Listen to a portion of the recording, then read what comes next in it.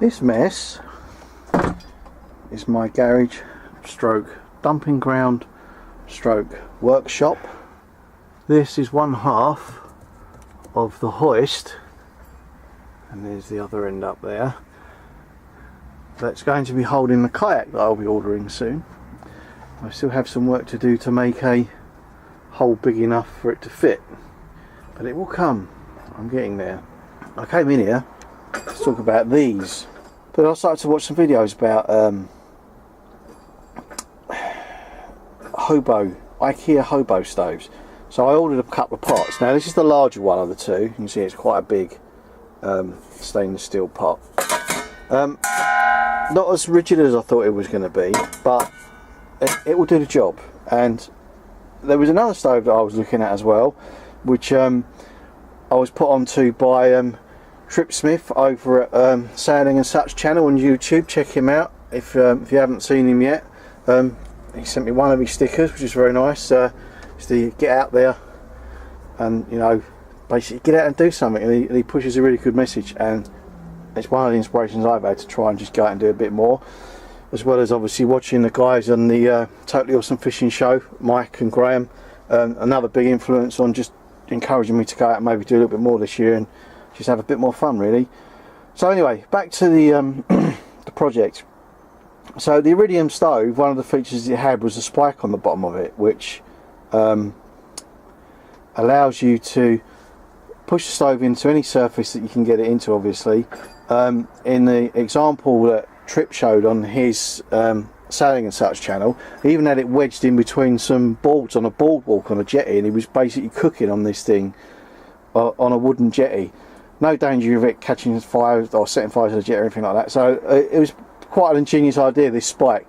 Does mean it's a little bit more of a pain to carry around. The only thing I was hoping for and didn't quite work out, this is the 12cm billy, and doesn't quite fit inside. It would have been really nice if that had just been a little bit wider for that to slide inside of it, because it would have helped reduce your volume and your storage capability with this. But what I actually did with this is just basically a piece of threaded steel bolt, open-ended each end. It's got a nut on each end, and it's got two washers. I bought several of those, so I got 3 of them for £8, so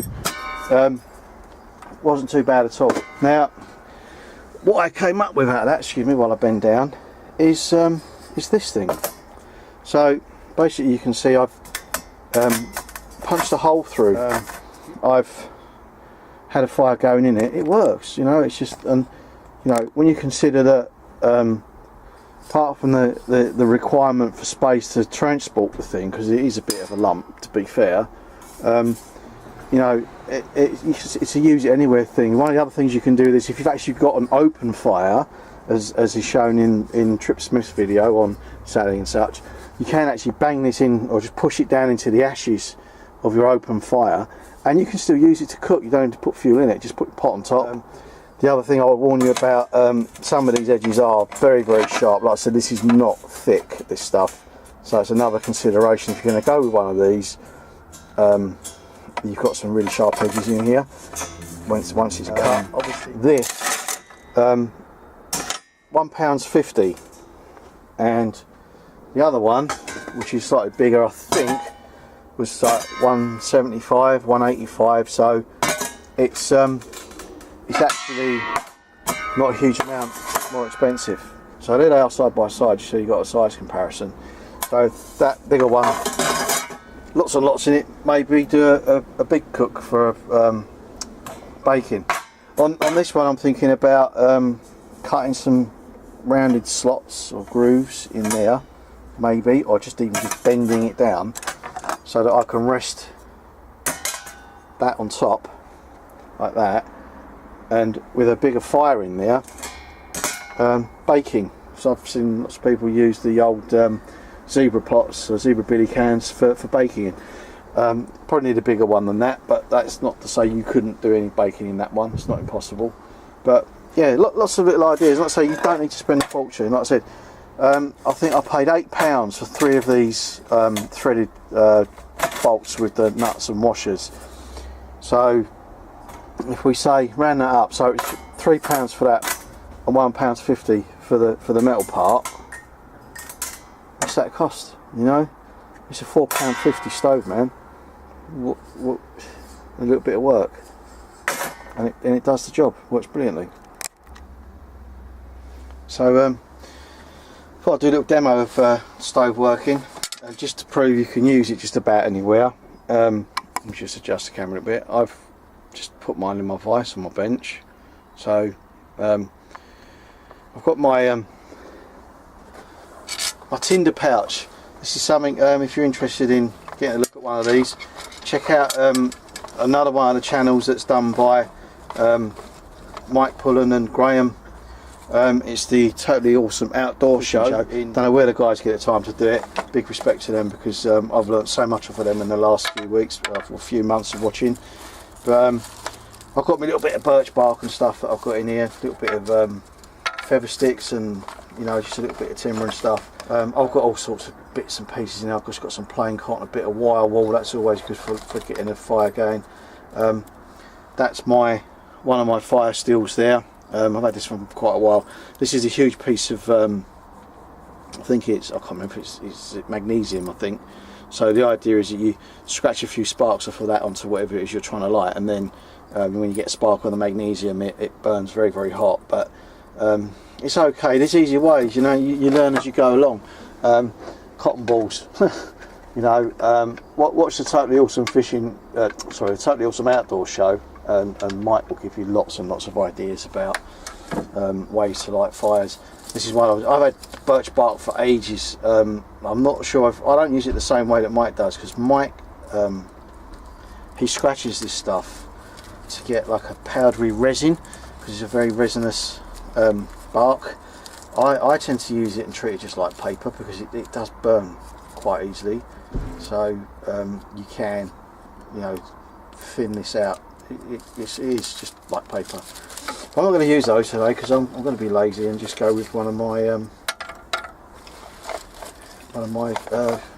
wax balls. So I've got my little knife and my steel that I use on occasion. Again, you just literally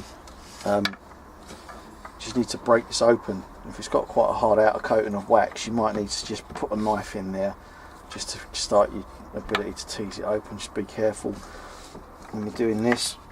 You just want to open it up a bit, get to some of the fibrous stuff inside, which once you start to pull it apart, you can see that you get some fibres there, and then get a spark on that, and generally there you go, it starts to burn straight away.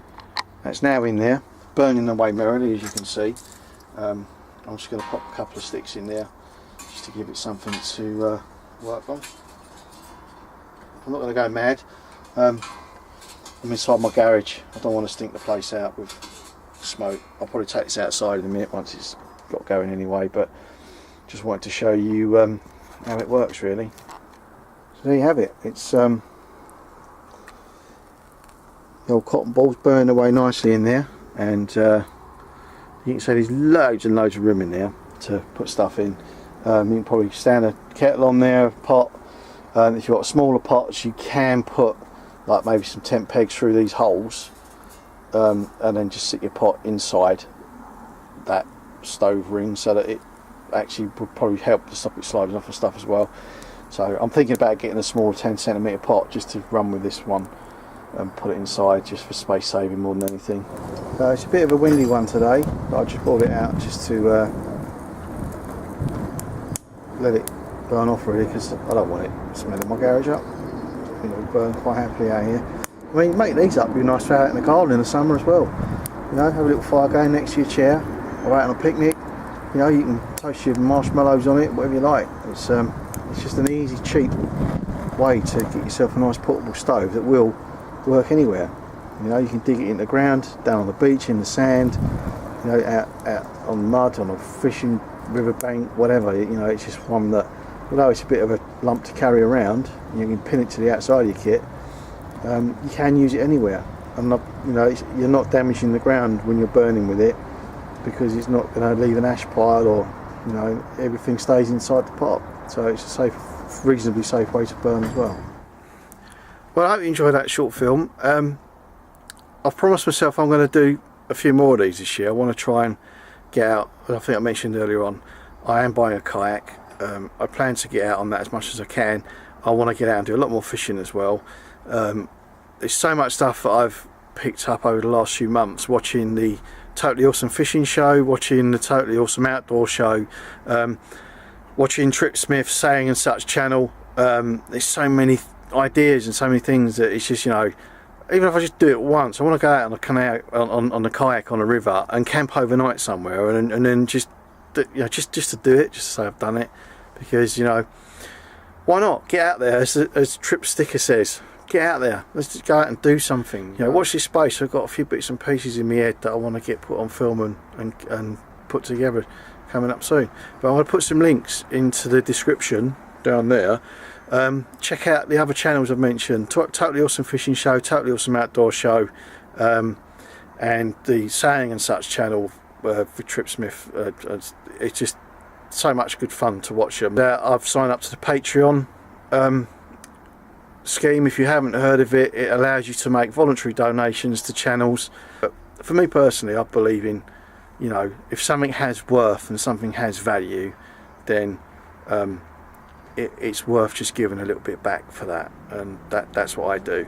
So you can pay as little as £2 a month to these guys. I mean, it's a cup of coffee. I mean, like, come on, sorry, I say £2. Patreon is dollars, so it's actually less than £2 a month if you want to sign up for this stuff. So, you know, have a think about it. If you're using a YouTube channel with any regularity and they do have a Patreon page, give it a go. You know, if you do it for 6 months or a year, just give them a little bit back, just to help them out, because it means they can give you more content. They can bring more your way, and if you're enjoying it, you know, well, why not? You know, give a little bit. So look for the links in below the video, and just check the guys out. Give them a look, subscribe. They'll appreciate it, and they're good guys. So help them out. Yeah. Cheers.